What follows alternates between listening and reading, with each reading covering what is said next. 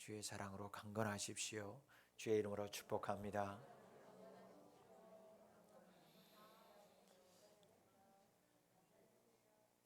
가정에서 또 예배 드리시는 분들도 주님의 은혜가 임할 수 있기를 축복하고, 또 함께 현장에서 성전에서 나와 예배하는 이 자리에 있는 모든 성도들에게 주님의 은혜가, 위로가, 그리고 새 힘이 여러분들 심령 위에 넘쳐날 수 있기를 축복합니다. 오늘은 버드나무에 수금을 걸어라 라는 제목으로 함께 은혜 나누도록 하겠습니다. 오늘 우리가 함께 묵상하고 은혜를 나눌 시편 137편 말씀은 누군가가 쓴 탄원시입니다. 탄식시 탄원시는 고난과 괴로움의 상황에 처한 개인이나 공동체가 자신이나 그 공동체의 어려움을 하나님께 토로하고 도움을 청하는 기도를 말합니다. 하나님의 임재를 경험하고 살아계신 하나님을 인생에서 만난 사람들은 그 하나님을 만나고 하나님을 임재한 경험을 통해 하나님께 기도를 드립니다. 우리는 그 기도를 찬양이라고 부릅니다. 반면에 아무리 부르짖어도 아무리 찾아도 하나님이 보이지 않고 하나님의 소리가 들리지 않는, 즉 하나님의 부재를 경험한 사람들이 드리는 기도를 우리는 탄원 혹은 탄식이라고 말합니다. 우리는 또 한 번 하나님이 안 계신 것 같은 사건을 지난 29일 늦은 저녁 시간에 경험하였습니다. 156명의 젊은이들의 죽음을 보면서 모든 사람들의 마음은 동일하게 무너져 버렸습니다. 지방에서 친구의 전화를 받고 아들의 행방을 찾지 못한다는 소식을 들은 어머님은 서울로 올라오는 내내 그 차 안에서 이 기도만 했다고 합니다. 하나님 제발, 하나님 제발. 그러나 어머님은 살아있는 아들의 모습을 다시는 볼 수 없었습니다. 탄식하며 울부짖는 어머니의 모습을 우리는 곁에서 바라만 보고 있어야만 했습니다. 제가 아는 권사님의 손자도 그날 하늘나라로 떠났습니다. 모든 설교를 준비하고 있다가 이 준비된 설교를 전하는 것보다 하나님께서 믿는 자들에게 무엇을 원하실까, 그리고 이 땅 가운데 무엇을 원하실까 고민했습니다. 그리고 준비됐던 모든 설교를 다 접고 오늘의 설교를 다시 묵상하기 시작했습니다.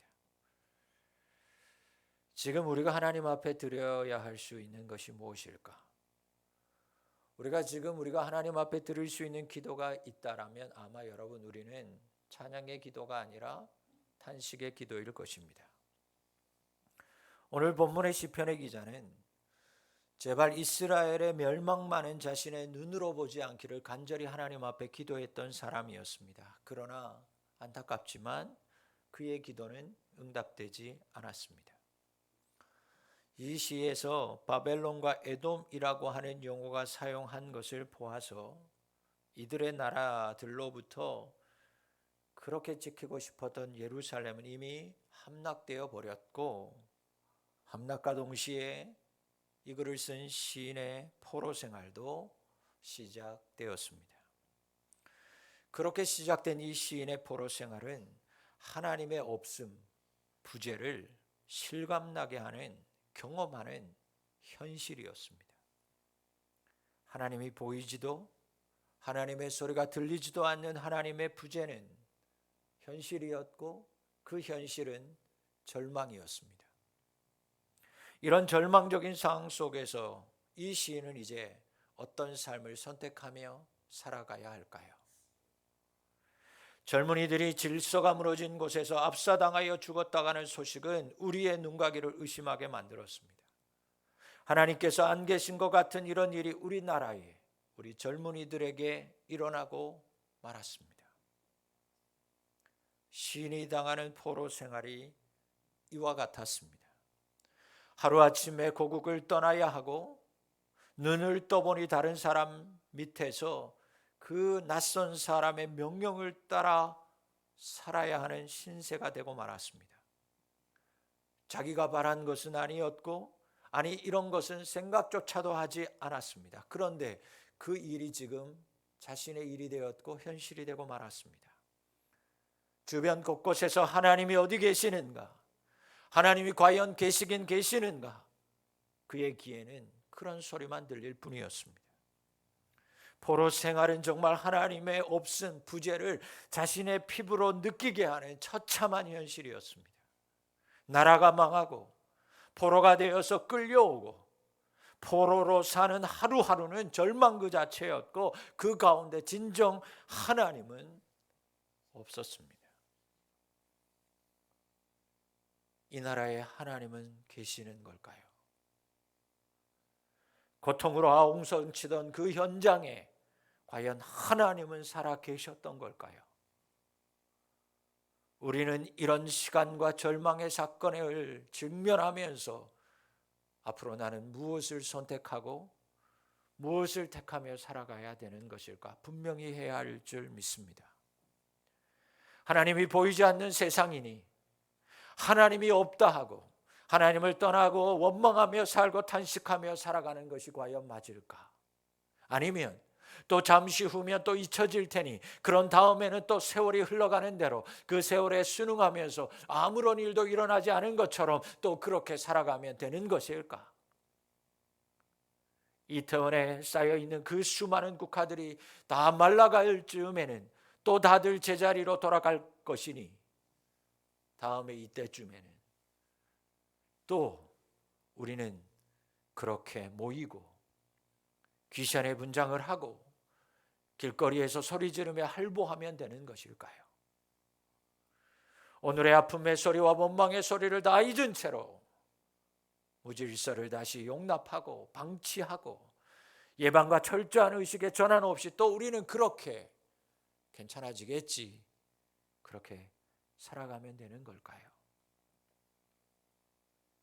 여러분, 오늘 본문에 나오는 시인이 이런 절망적인 상황에서 이제라도 선택하며 살아가야 할 삶의 방식이 무엇인지 여러분 우리는 똑바로 보고 기억하고 우리도 이 시인과 함께 살아가야 할 줄 믿습니다. 이 시인은 절망적인 상황이었습니다.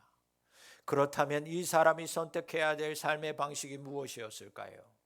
한 가지는 계속 절망하고 하나님을 원망하고 한탄하며 살아가는 것도 한 방법일 것입니다. 그것이 아니라면 또 하나의 방법은 아마도 자신을 종으로 삼고 있는 이 바벨론의 권력자들이 자신에게 원하는 삶의 방식을 빨리 받아들이고 거기에 맞춰서 순응하며 살아가는 것도 한 방법일 것입니다. 아마도 이 방법이 가장 편하고 무난한 길일 것입니다. 하지만 오늘 시인은 절망을 선택하지도 그들이 원하는 삶의 방식에 순응하며 사는 방법도 선택하지 않았습니다. 많은 사람들이 고난 앞에서 하나님을 떠납니다. 원망하며 살아가죠.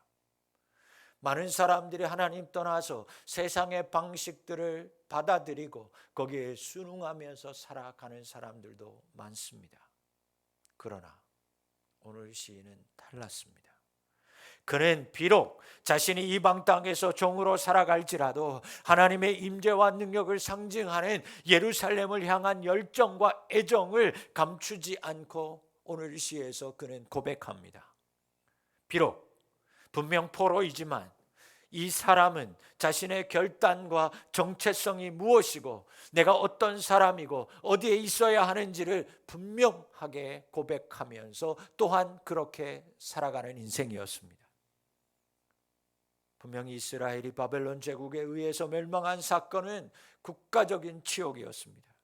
이 사건으로 인해서 이스라엘 백성들과 이스라엘 모든 그들의 삶과 그들의 공동체의 기반이 되었던 여호와의 신앙, 하나님의 신앙은 다 무너지고 말았습니다. 전 이스라엘은 재난을 선포했고 재난이었습니다. 바벨론의 포로가 되기 이전에 이 사건이 일어나기 이전에 이 사람들이 이 일을 당하기 이전 이스라엘 사람들은 어떤 사람들이었고 어떤 생각을 가지고 살았냐면, 하나님의 말씀이 그러했으니 그들은 미가서 3장 11절에 나오는 말씀을 굳게 믿었습니다. 아니, 그렇게 될 거라고 믿음 없이 바라고 살았습니다. 당하는 것처럼 여겼습니다. 하나님께서 우리 중에 계시기 때문에 이 땅에는 재앙이 임하지 아니할 것이다. 그들은 철저하게 그 말씀을 확신 가지고 살았습니다. 하나님이 계시니까 이 땅 가운데는 어떤 재앙도 임하지 않을 거야. 그런데 이런 생각이 교만이 되어져 버렸고, 그 교만이 되어져 버리는 순간, 어느 순간부터 그들은 이스라엘 성전 한복판에서 끔찍한 죄와 우상 숭배를 벌이는 것을 조금도 개의치 않았습니다. 하나님이 함께 하시니 그 어떤 재앙도 일어나지 않을 거야. 그 믿음은 교만이 되었고, 그들은 하나님을 예배하는 예루살렘 한복판에서 우상을 섬기기 시작했고, 음란하기 시작했고, 모든 이방의 우상들을 받아들이고 한복판에서 죄를 짓기 시작했습니다. 그로 인해 하나님은 이미 저들이 있는 예루살렘 성전을 떠나버린 상태였습니다.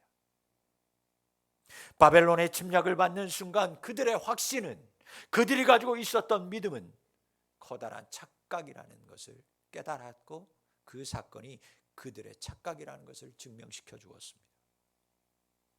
이제 사방에 보이는 것은 우상의 문화였습니다. 그들을 유혹하는 것은 바벨론의 종교였고, 들리는 것은 바벨론의 노래인 상황에서 바벨론 땅에 거하는 유다 백성들은 이제 그럼 어떻게 살아가야 하는 것일까요?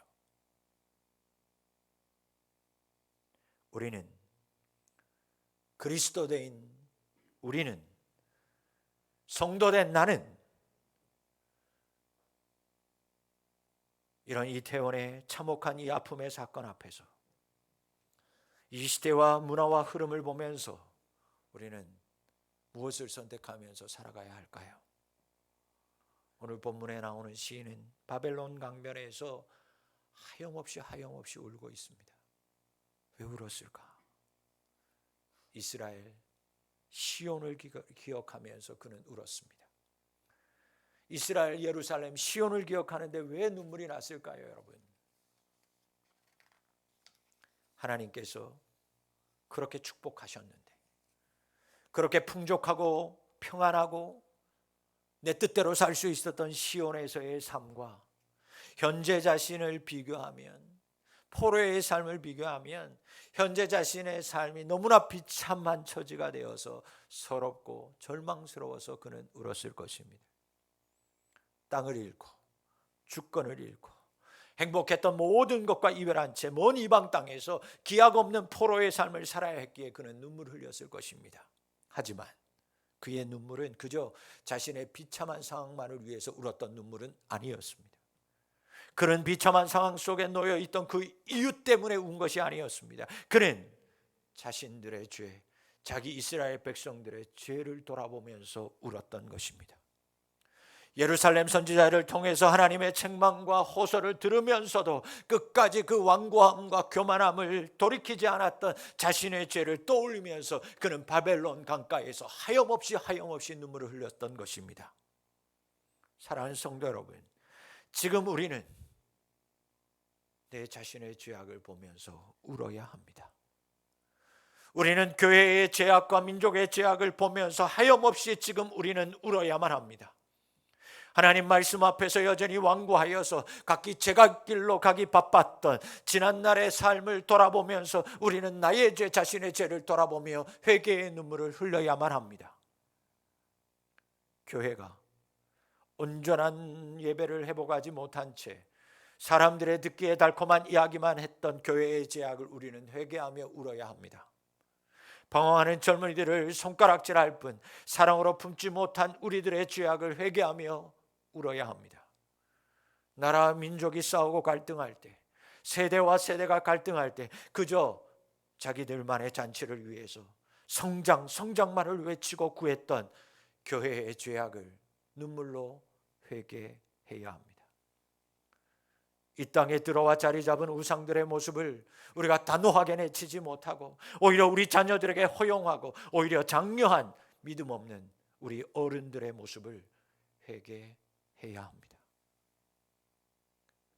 마종기 시인은 나무가 있는 풍경이라는 시에서 이런 글귀를 남겼습니다. 그래도 눈물은 영혼의 부동액이라고요. 눈물이 없으면 우리는 다 얼어버린다고요. 예수님은 애통하는 자가 복된 이유가 위로를 받기 때문이라고 말씀하셨지만, 다른 한편으로는 시인의 말처럼 애통하는 영혼이, 눈물의 영혼이 부동액인 그 눈물로 인해서 그 영혼이 말라버리지 않고 얼지 않고 생명을 유지할 수 있기 때문이기도 한 것입니다. 여러분, 회개의 눈물을 흘리는 사람, 영혼이 얼어버리지 않고 살아있는 영혼인 줄 믿습니다. 절망의 바벨론 강변에서, 이태원의 참사의 한중간에서 우리에게 필요한 것은 여러분 진정한 회개의 눈물이고 하나님 앞에서의 애통입니다. 여러분, 이 아픔의 현장에서 우리가 다시 생명으로 이어나가려면 나의 죄, 교회의 죄와 세상의 흐름과 타협하고 세상의 방식을 어물쩍 허용해버린 어른들의 죄악을 눈물로 회개해야 합니다. 그래야 다시 생명으로 이어질 수 있습니다. 사랑하는 성도 여러분, 다시 여러분들의 눈에 회개의 눈물이 고일 수 있기를 주의 이름으로 기도합니다. 이런 참혹한 일들이 일어나게 된 그 배경에는 하나님이 떠날 수밖에 없게 만든 나의 은밀한 죄가 숨어 있었기에, 하나님의 사랑으로 이 땅의 젊은이들을 품지 못하고 바른 복음을 선포하지 못한 교회의 제약이 도사리고 있었기 때문에 본을 보여야 할 어른들의 말과 행동에서 분명한 모습을 우리 자녀들에게 먼저 보여주지 못하고 돈과 명예와 때로는 죄악과 타협해버린 어른들의 죄가 자리 잡고 있었음을 우리는 시인하고 눈물로 기도해야 합니다. 그래야 꽁꽁 얼어붙은 이 나라에 다시 그 눈물로 인해서 풀려지는, 생명으로 다시 나아가는 하나님의 은혜가 다시 시작될 줄 믿습니다. 그렇다면 이런 시대 가운데 교회된 나는, 우리 교회는 어떤 모습으로 이 시대 가운데 나아가야 할까요? 시인이 바벨론 강가에서 이토록 뜨거운 회개의 눈물을 흘리고 있을 때 바벨론의 관원들이 그에게 다가옵니다. 그리고 그에게 노래 하나를 청합니다. 시인을 이토록 눈물나게 만들고 이렇게 황폐하게 만든 장본인이 그에게 찾아와서는 흥을 돋우어 달라고, 나를 향해서 시온의 노래, 이스라엘의 노래 하나를 불러달라고 지금 청하고 있는 것입니다. 너네 나라 노래 중에서 신나는 노래 하나 뽑아 달라는 요구를 지금 그에게 하는 것입니다. 마치 자신을 괴롭히는 거러처의 악덕 기옥주가 어느 술자리에서 어이 사장, 당신 잘하는 노래 나를 위해서 한번 뽑아줘봐, 노래 한 곡 불러봐, 빈정거리는 그것과 동일한 상황이 지금 이 시편 기자에게 일어났습니다. 이 사람의 이러한 요구는 이스라엘 백성의 정체성인 여호와 신앙을 조롱하는 행위였습니다. 하나님에 대한 모욕이었습니다. 내 하나님이 어디 있느냐? 그 소리를 듣고 조롱하는 질문 앞에서 눈물로 쥐하려로 음식이 되었던 다른 시편의 기자의 상황과도 같은 분하고 억울한 상황이 지금 이 시편 기자 앞에 놓이게 되었습니다. 이제 그는 선택해야 합니다. 관리들의 요구대로 노래를 부를 것인가, 아니면 끝까지 신앙의 지조를 지킬 것인가, 이들의 조롱과 요구 받아들일 것인가, 거부할 것인가. 지금은 이곳은 바벨론입니다. 이들은 관리입니다. 그들의 눈에 들기만 하면 분명 이곳 생활이 편해질 것이고 앞으로의 삶은 지금보다 훨씬 더 윤택해질 것입니다. 노래 한번 멋들어지게 부르면 고생 끝이고 앞으로는 지금보다 더 편하게 살 수 있습니다. 보장된 삶입니다. 이 정도 되면 노래 한 곡 부르는 것이 무엇이 문제가 되겠습니까?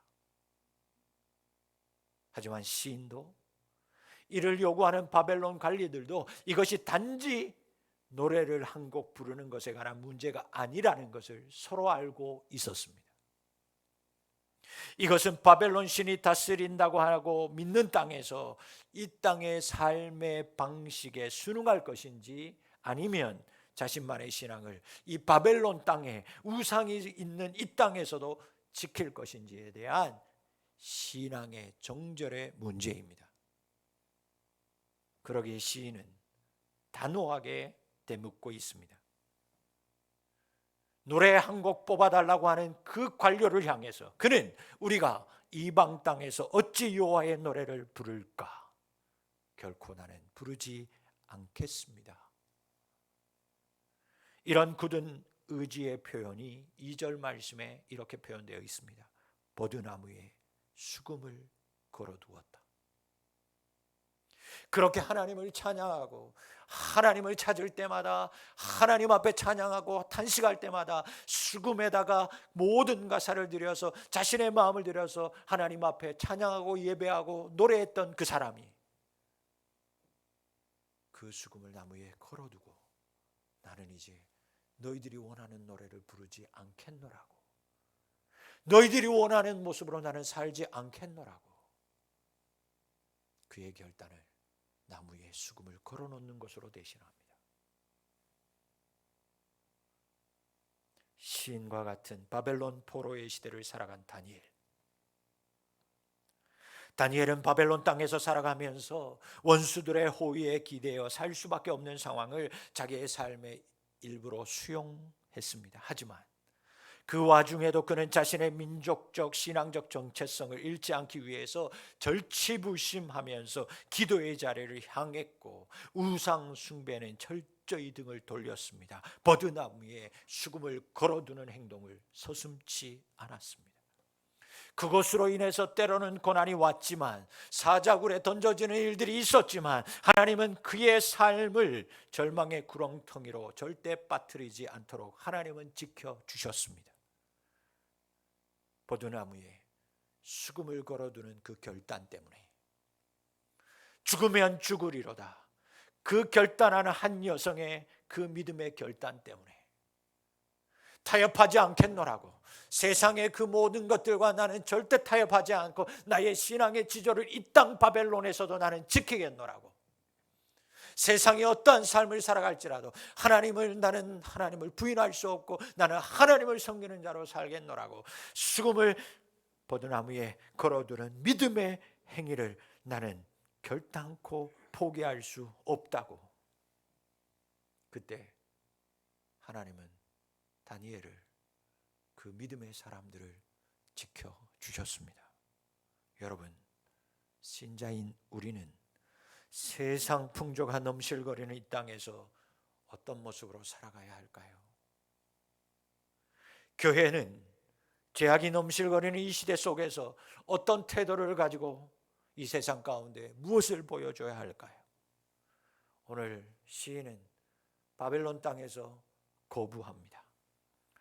버드나무에 수금을 걸어두고 노래하는 것을 그들의 호응에, 그들의 요구에 호응하지 않기로 결정하고 그들이 원하는 노래를 거부합니다. 그는 신앙의 지조와 절개를 끝까지 지키는 것을 선택하였습니다. 여러분, 그리고 교회는 죄와 타협해서는 안 됩니다. 죄로 가득하고 죄를 질 수밖에 없는 바벨론과 같은 시대를 살아가지만 우리는 그것을 거부해야 합니다. 신앙의 지조를 버리지 말아야만 합니다. 버드나무에 수금을 걸어 두어야 합니다. 그 속에 살아가지만 거절할 것은 거절할 수 있는 믿음의 성도들이 되실 수 있기를 주의 이름으로 축원합니다. 헬로윈이 무엇입니까? 여러분, 헬로윈이 도대체 무엇입니까? 어디까지 내어주실 것입니까? 어디까지 받아들여야 됩니까? 우리 아이들 얼굴에 귀신을 그려놓고 피가 낭자한 모습을 그려주는 것을 언제까지 그저 바라만 보고 있을 것입니까? 세상 사람들은 몰라서 그렇다고 해도 믿음의 사람들은 우리는 단호히 거절할 수 있어야만 합니다. 바벨론의 문화에, 세상의 흐름과 요구에, 제 흐름에 우리까지 장단을 맞춰줄 필요는 없습니다. 어린이집에서, 유치원에서, 학원에서, 학교에서 헬로윈을 축제로 여기고 모든 것을 요구합니다. 여러분, 여러분의 자녀들 단호하게 그 장단에 맞춰줄 필요 없고 거부할 수 있도록 또 여러분들이 먼저 거부해야 할 줄 압니다. 부디 하나님의 이름이 우리 때문에 이방인 중에서 모욕을 당하지 않도록 달콤한 유혹 앞에서 단호하게 거절할 수 있는 신앙의 기계가 여러분들에게 있기를 주님의 이름으로 당부를 드립니다. 기도를 마치며 시인은 이제 하나님 앞에 자신의 감정을 솔직하게 쏟아 놓기 시작합니다. 그런데 여기에서 듣는 시인의 목소리는 앞에 9절에서 만난 시인의 목소리와는 전혀 다르다는 것을 알 수 있습니다. 앞에서는 회개의 눈물을 흘리고 단호한 신앙의 결단을 했던 그가 이제는 에돔을 향해서 미움과 저주의 말을 쏟아내고 있습니다. 멸망할 땅 바벨론아, 내 어린 것들을 바위에 메어치는 자는 복이 있으리로다. 이런 저주가 어디 있습니까? 이 표현 자체로는 내 이웃을 내 자신과 같이 사랑하라고 명령하신 하나님의 백성이 한 말이라고는 믿을 수 없을 만큼 적나라한 증오가 그대로 표현되어져 있습니다. 하지만 여러분, 이런 복수의 표현은 그의 감정을 정직하고 진실하게 하나님께 고백하고 있다는 데 의의가 있습니다. 그의 말대로 되고 아니 되고는 오직 하나님 편에 달려 있습니다. 그러나 지금 하나님께 드리는 이 불편한 시인의 고백은 솔직한 그의 마음이었고 정직한 그의 심정이었습니다.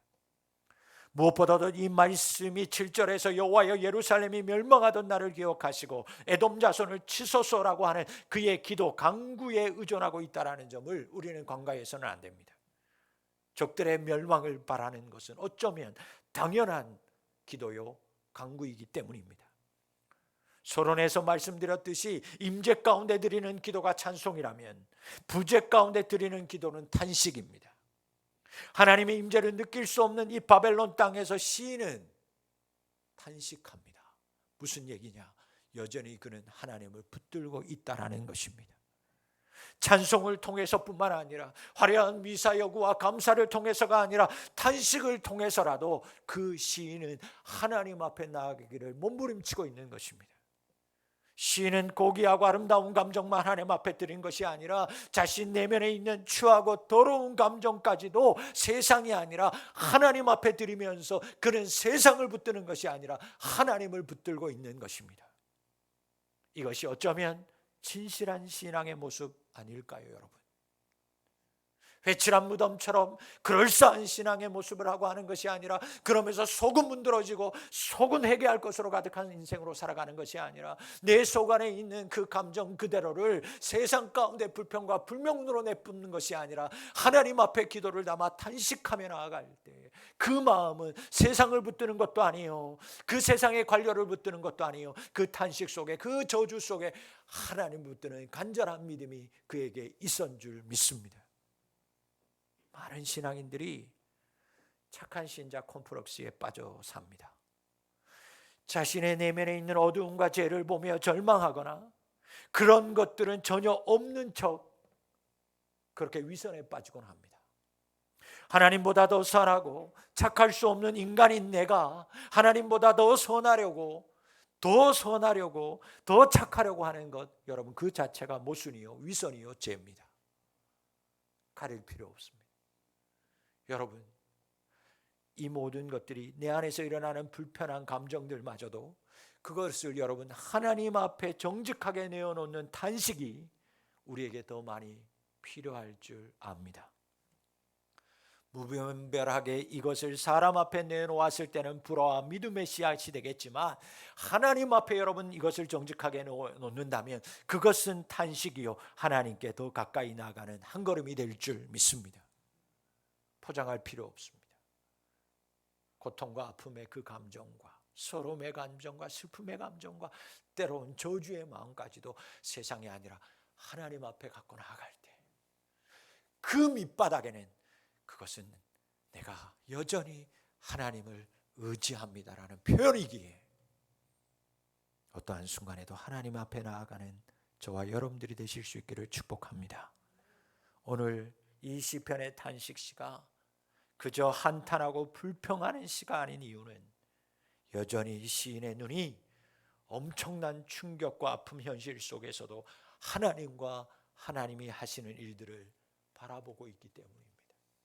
그 탄식 속에서도 그는 하나님을 보고 있고 하나님이 하시는 일을 기대하고 있기 때문에 그렇습니다. 우리는 사건과 사고를 마주칠 때마다 괜찮아, 잘 될 거야, 늘 그렇게 생각하면서 살아왔는지 모릅니다. 정말 그렇게 될 거라고 생각했으니까요. 그러나 그렇게 습관적으로 살아갈 뿐 우리는 진정한 회개의 눈물과 단호한 결단은 늘 뒤로 미룬 채로 살아왔습니다. 잘 될 거니까, 좋아질 거니까, 바뀔 거니까, 그리고는 잘 될 것과 잘 되는 것과 좋아질 것, 바뀔 것에는 그 어떤 준비도 대비도 없이 우리는 언제 그랬냐는 듯이 가벼운 웃음과 재미만을 계속 추구하며 갈구하며 살아온지 모릅니다. 결단도 없이 대책도 없이 그저 잘 될 거니까라는 식에 사로잡혀서 그래 좋은 게 좋은 거니까 또 적당히 타협하고 또 적당히 처리하는 것이 우리는 삶의 지혜로 착각하며 살아왔는지도 모릅니다. 여러분, 그렇게 또 살다가 우리는 또 아픈 현실을 겪고 있습니다. 이스라엘 백성들이 하나님 앞에 죄를 짓고 선지자들의 호소와 돌아오라고 하는 말씀 앞에서 괜찮을 거야, 하나님 우리와 함께 계시니까 또 좋아질 거야, 뭐 대수라고. 그리고 그들은 잠시 후에 또 동일한 죄를 동일하게 지었습니다.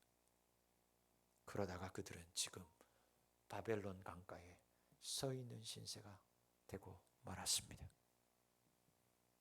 우리의 죄 때문에, 교회와 어른들의 죄, 적당히 타협하는 것 때문에 괜찮아지겠지, 좋은 게 좋은 거겠지, 그것 때문에 우리는 바벨론에서 다시 눈물을 흘리는 신세가 되고 말았습니다. 그러나 여러분, 이제는 아무것도 할 수 없게 만든 이 절망의 자리인 바벨론의 강변에서조차 다시 우리는 우리의 모든 삶은 여전히 하나님의 손안에 있고 모든 도움은 하나님께로 온다는 사실을 기억해야 합니다.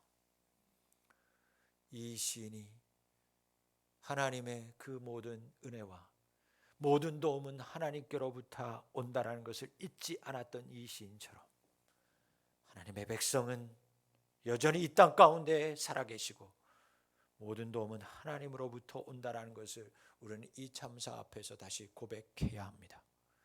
우리의 모든 삶도 이 세상의 모든 것도 여전히 하나님 앞에 그리고 하나님의 손 안에 있음을 고백하며 살아가는 우리 성도님들이 되실 수 있기를 바랍니다.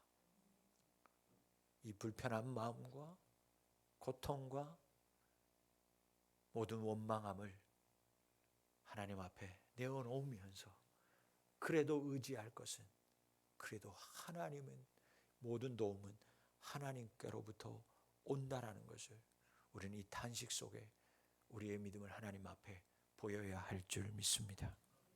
그 신앙이 있다면 우리가 먼저 눈물로 회개해야 합니다. 바벨론의 문화에 서 있지만 죄악으로 가득한 세상 한복판에 우리가 지금 살아가지만 그 모든 것이 나의 죄로 인함임을 고백하고 눈물로 기도해야 할 것입니다. 그래야 생명이 다음 세대로 이어질 수 있습니다. 신자는, 교회는 세상의 헛된 요구 단호히 거절해야 합니다. 죄와 타협하지 말고 세상의 문화 넙죽넙죽 다 받아들이지 말고 단호히 하나님을 의지하고 경외하는 우리 성도님들이 다 되실 수 있기를 주의 이름으로 축복합니다. 이 아픔의 시간에 우리의 눈물과 우리의 결단이 하나님 앞에 드려져야 할 것입니다. 마지막으로 이번 이태원 참사를 통해서 세상을 떠난 156분의 희생자분들의 명복을 빌고 유가족들과 부상자분들의 회복을 위해서 기도드립니다. 기도하겠습니다. 아버지 하나님, 지난날에 모든 죄악을 용서하여 주시옵소서. 적당히 타협하고 하나님의 말씀을 들으면서도 내 죄 안에 있는 것들을 내어놓지